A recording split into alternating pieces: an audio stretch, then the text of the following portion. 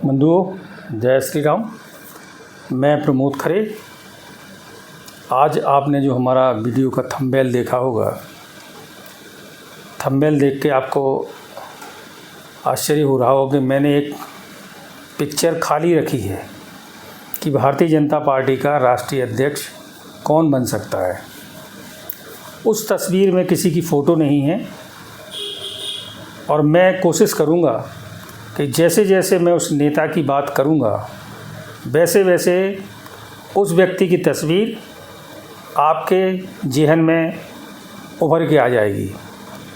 मैं आखिरी में उसका नाम भी बताऊँगा, मगर जब तक कि मैं उसका नाम ना बताऊँ तब तक आप कल्पना कीजिए कि मैं किस नेता के बारे में बात कर रहा हूँ।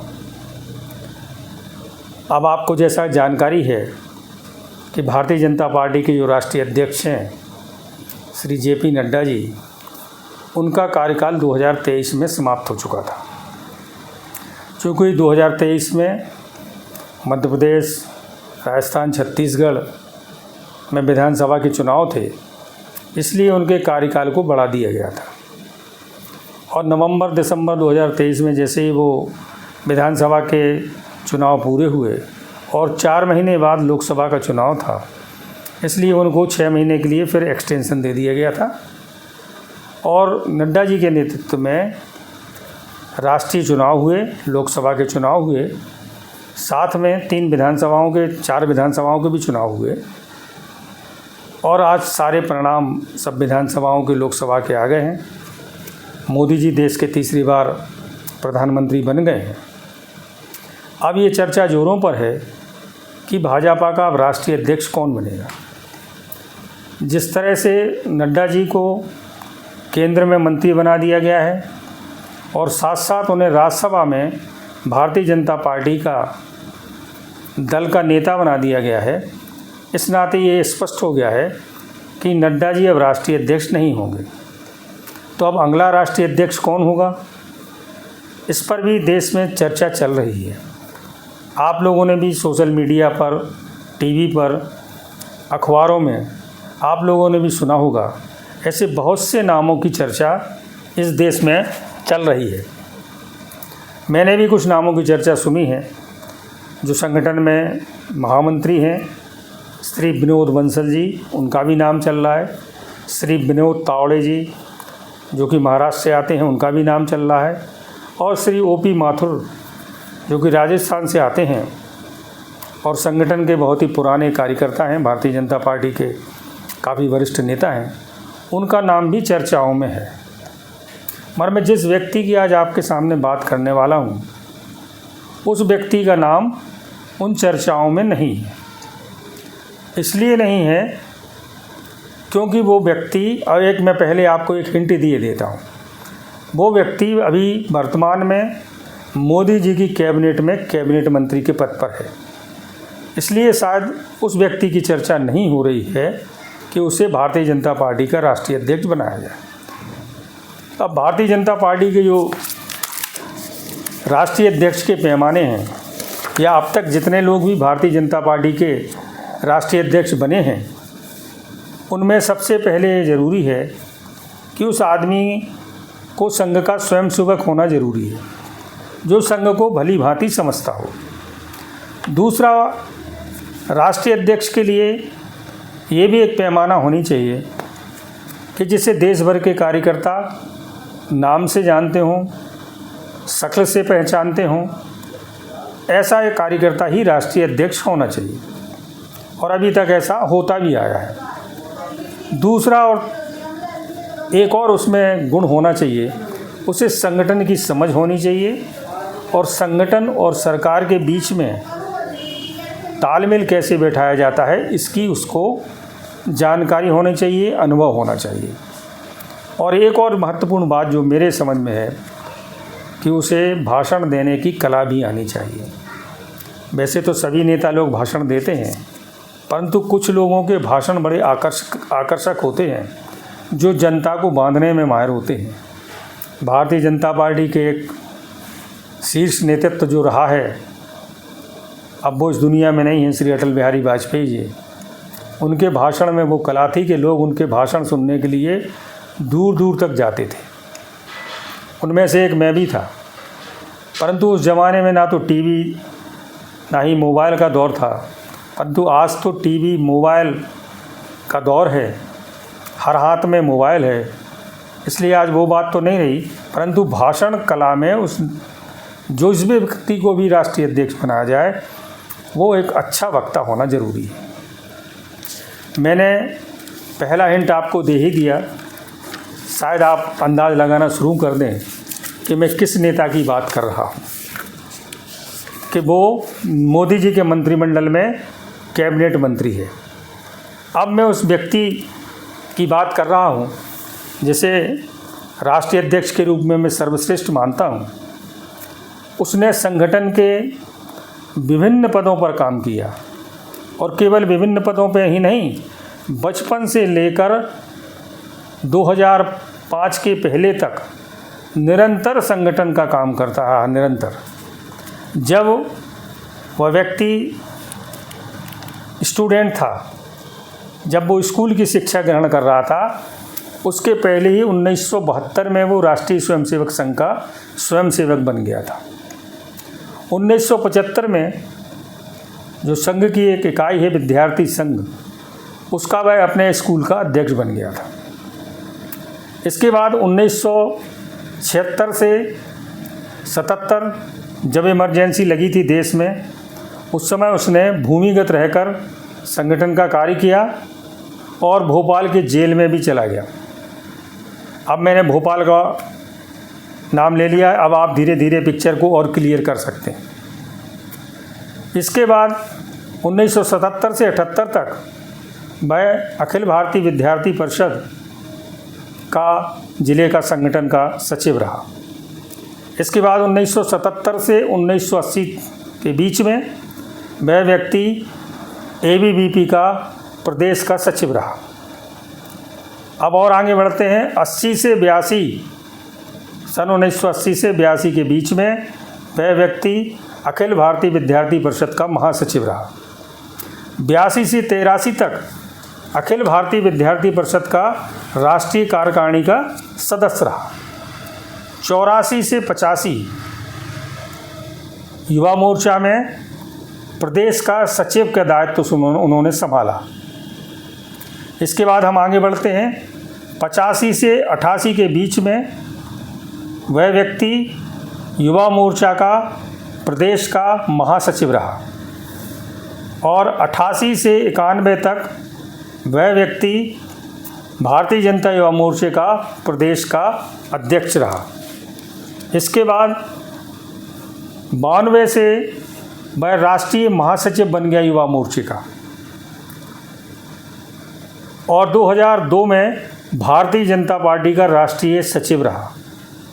2003 में भारतीय जनता पार्टी का राष्ट्रीय महासचिव रहा, और 2005 में भारतीय जनता पार्टी का मध्य प्रदेश का अध्यक्ष रहा। मेरे ख्याल से वो जो खाली तस्वीर है उसमें एक चेहरा उभर के आपके सामने आ गया होगा, और वो चेहरा है, आप लोगों ने अंदाज़ लगा लिया होगा, श्री शिवराज सिंह चौहान। श्री शिवराज सिंह चौहान 91 से लेके 2024 तक, इस बार वो 6वीं बार सांसद बने हैं। इसके पहले वो 5 बार सांसद रह चुके हैं। शिवराज सिंह चौहान 1990 में विधायक बने थे पहली बार, और अब तक 5 बार विधायक बन चुके हैं, और वो मध्य प्रदेश के 4 बार मुख्यमंत्री रह चुके हैं। इतना लंबा संगठन का अनुभव सन 1972 से लेकर जब वो स्वयंसेवक बने थे राष्ट्रीय स्वयंसेवक संघ के, और आज 2024 तक सरकार में 4 बार मुख्यमंत्री रहने का उन्हें अवसर मिला।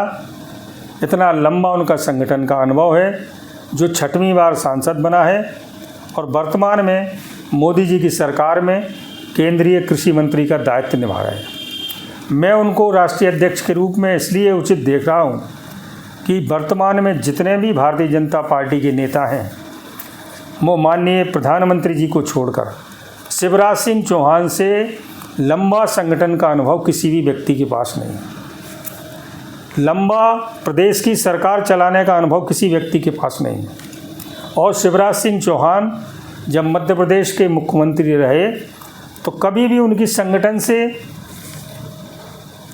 उनकी और संगठन के बीच में तकरार नहीं हुई। वो संगठन को साथ लेकर चलने वाले व्यक्ति हैं। संगठन और सरकार किस आदर्श रूप में चल सकती है, वो शिवराज सिंह चौहान ने मध्य प्रदेश में उसका उदाहरण प्रस्तुत किया है। शिवराज सिंह चौहान की एक और बहुत बड़ी विशेषता है, जो व्यक्ति इतने बड़े पद पर रहा हो, जो व्यक्ति 4 बार प्रदेश का मुख्यमंत्री रहा हो, उन पर कभी भी कोई पद हावी नहीं हो पाया। वो जैसे पहले विनम्र थे वैसे ही विनम्र वो आज भी हैं। आज भी जब कार्यकर्ता उनसे मिलते हैं तो उसी उत्साह और उमंग के साथ वो भारतीय जनता पार्टी के कार्यकर्ताओं से मिलते हैं। अब मैंने एक तस्वीर एकदम क्लियर साफ कर दी और संगठन में जो भी एक अच्छा संगठन का कार्यकर्ता होता है या जो एक अच्छा लीडर होता है, उसकी 3 विशेषताएं बताई गई हैं। पहली विशेषता है कि उसके पैर में चक्कर हो, मुंह में शक्कर हो और दिमाग में बर्फ़ हो या ठंडक हो। हम इन तीनों कसौटियों पर शिवराज सिंह चौहान को कसते हैं। पैर में चक्कर मतलब जो एक जगह नहीं बैठे, निरंतर प्रवास करता रहे, निरंतर कार्यकर्ताओं से मिलता रहा और उसको बाहर जाने में, प्रवास करने में किसी भी किस्म की आपत्ति नहीं होनी चाहिए, मतलब वो सक्रिय होना चाहिए। और शिवराज सिंह चौहान ने जब विदिशा ज़िले से लोकसभा का चुनाव लड़ा था, तब उन्होंने पूरे विदिशा लोकसभा क्षेत्र की पैदल यात्रा की थी। एक एक गांव, एक एक गली वो पैदल गए थे और उस कारण से उनका नाम पाँव वाले भैया भी पड़ गया था। और शिवराज सिंह चौहान इस मामले में बिल्कुल खरे उतरते हैं। दूसरा है मुंह में शक्कर। शिवराज सिंह चौहान को आपने कभी नहीं सुना होगा कि उन्होंने कोई भी ऐसा वक्तव्य दिया है जिस पर विवाद हो गया हो। वो कभी भी किसी के बारे में ऊटपटांग वक्तव्य नहीं देते, ना कभी कार्यकर्ताओं के साथ कभी आपने उन्हें गुस्सा होते हुए देखा हो या डांटते हुए देखा हो। ऐसा कोई दृश्य आप सबने नहीं देखा होगा। यहाँ तक कि जो विरोधी दल के नेता हैं उनको भी वे पूरा आदर और सम्मान देते हैं। कभी भी उन्होंने विरोधी दल के नेताओं के बारे में भी ऊटपटांग कोई बयान नहीं दिए। कुछ लोग अगर शिवराज सिंह चौहान के बारे में भली ऊटपटांग बोलें, मगर उन्होंने हमेशा अपने मुंह में शक्कर रखी है। वो एक बहुत अच्छे संगठन के करता है।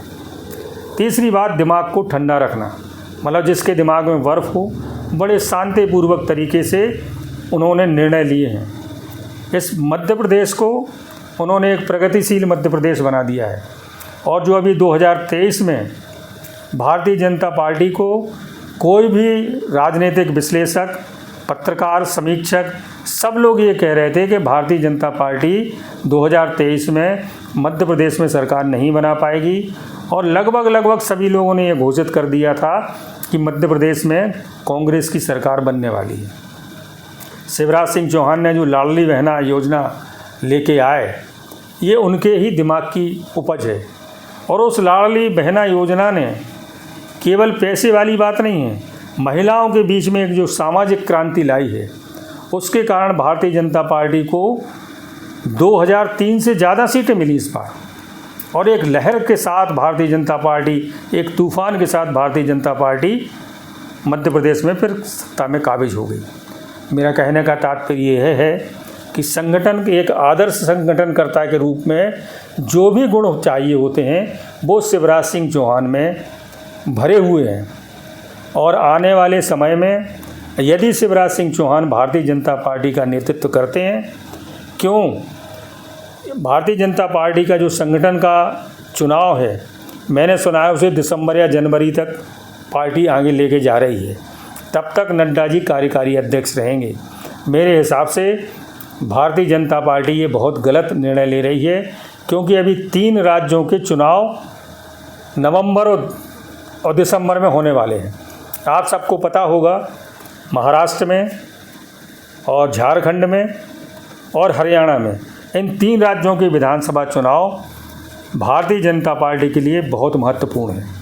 क्योंकि लोकसभा चुनाव में जो 240 सीटें भारतीय जनता पार्टी की आई हैं, जो कि आशा से बहुत कम सीटें हैं, इस कारण भारतीय जनता पार्टी के कार्यकर्ताओं में एक निराशा का भाव उत्पन्न हो गया है। तब एक ऐसे अध्यक्ष की बहुत सख्त आवश्यकता है कि जो तत्काल इस निराशा के भाव को दूर कर सके, कार्यकर्ताओं में उत्साह पैदा कर सके। इसलिए भारतीय जनता पार्टी जितना जल्दी से जल्दी हो राष्ट्रीय अध्यक्ष का चुनाव इन आने वाले 3 विधानसभा चुनाव के पहले करे, ये पार्टी के हित में होगा। और पूरे भारत में शिवराज सिंह चौहान से अनुभवी, समर्पित, अच्छा कोई भी संगठन करता मेरी नज़र में इस देश में नहीं है। आप मेरे विचारों से सहमत हों तो कृपया कमेंट्स करें। यदि ये वीडियो आपको अच्छा लग रहा है तो शेयर करें और मेरे इस चैनल को सब्सक्राइब कर मुझे प्रोत्साहित करें, जिससे कि मैं नए नए विषयों पर आपके सामने वीडियो लेकर हाजिर हो सकूं। आप आज इस वीडियो में बस इतना ही। आप सभी का बहुत बहुत धन्यवाद। जय हिंद, जय भारत दोस्तों।